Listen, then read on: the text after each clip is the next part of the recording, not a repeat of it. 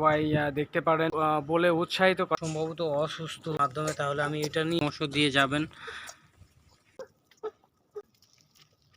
আমি অ্যাপ্লাই তাহলে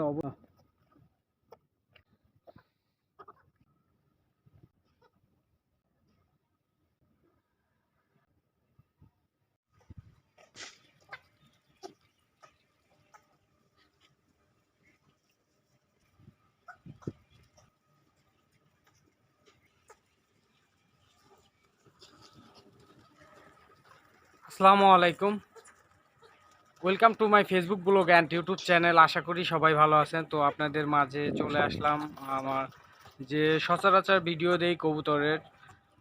তো আমার এই ভিডিওটা যদি ভালো লাগে তাহলে আমার পেজটা ফলো দিবেন এবং ভিডিওটা শেয়ার করে দিবেন যাতে সবাই দেখতে পারেন, এবং কমেন্টের মাধ্যমে সময় পাইলে একটু পরামর্শ দিয়ে যাবেন। সর্বপ্রথম আপনাদের প্রতি কৃতজ্ঞতা জানাই যারা আমার অডিয়েন্স এবং যারা আমাকে কমেন্টের মাধ্যমে পরামর্শ দেন এবং সবসময় আমাকে ভালো কিছু বলে উৎসাহিত করেন, তাদের প্রতি ভালোবাসা এবং আল্লাহ তাআলার কাছে দোয়া করি আপনারা যেন সবসময় সুস্থ থাকেন এবং ভালো থাকেন এবং ৫ ওয়াক্ত নামাজ কালাম পড়ার তৌফিক যেন দান করেন আল্লাহ তাআলা। তো আজকের যে বিষয়গুলো কবুতরের সবসময় আমি ভিডিওগুলো বানাই দেখাই আপনাদেরকে। তো আমার পিছনে যে কবুতরগুলো দেখতেছেন এখানে অনেকগুলো কবুতর আছে। আমার একটা কবুতর সব থেকে বেস্ট একটা কবুতর ছিল, সেই কবুতরটার কালারটা কীরকম যেন ন্যাস্টিক মার্কা হয়ে গেছে আর কি। এটা মনে হচ্ছে যে অসুস্থ। এটা কিসের কারণে তো আপনাদেরকে দেখাই আমি। যদি কোনো পরামর্শ থাকে তাহলে অবশ্যই আমাকে পরামর্শ দিয়ে যাবেন কমেন্টের মাধ্যমে। সবথেকে আমি প্রথমে ডাকার সাথে সাথে যে কবুতরটা আমার পাশে চলে আসতো, এটাই সেই কবুতরটা।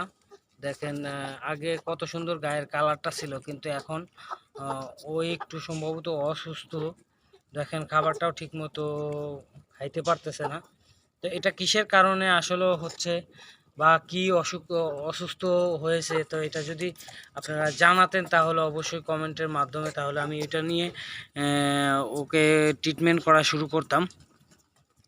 এই দেখেন আমি বলতে বলতেও আমার কাছে চলে আসছে। আয় আয় আয় আয় আয় আয় আয়।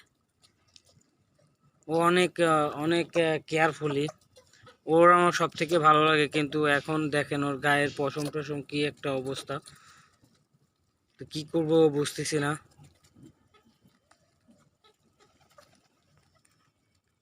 তো যদি কোনো পরামর্শ দেওয়ার থাকে তাহলে অবশ্যই কোনো একটা পরামর্শ দিয়ে যাবেন।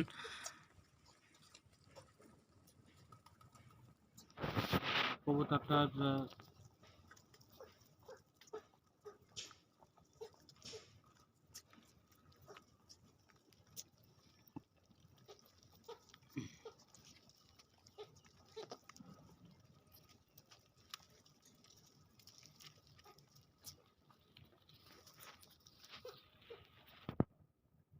তো কী জন্য এরকম হয়েছে যদি জানান কমেন্টের মাধ্যমে, তাহলে আমি অ্যাপ্লাই করতে পারবো।